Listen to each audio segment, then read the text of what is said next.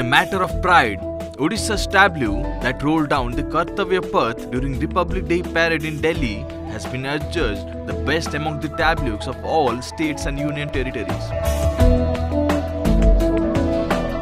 This year, the Odisha tableau featured a model of heritage crafts village of Raghurajpur with the message on women empowerment.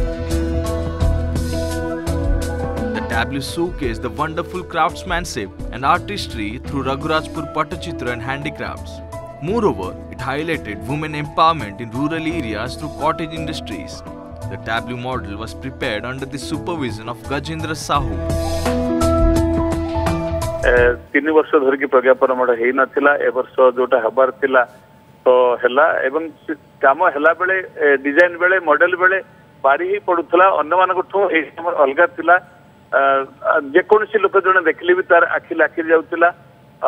आमे निश्चित भाव में हृदयंगम करूथलु जे हमर निश्चित किछि ना किछि गोटे प्राइज आसीबो ता संगे संबलपुरी नाचर जो पिला माने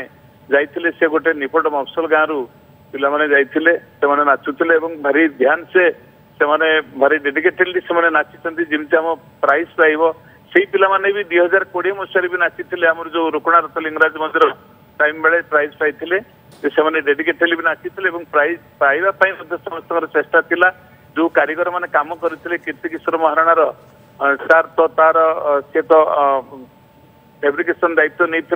तार जो टीम थिले समस्ते मध्य डेडिकेटेडली काम करथिले प्रबल ठंडा थिला वर्ष बहुत ठंडा थिला से ठंडारे भी लेट रे तो काम आरंभ होइतिला किंतु राती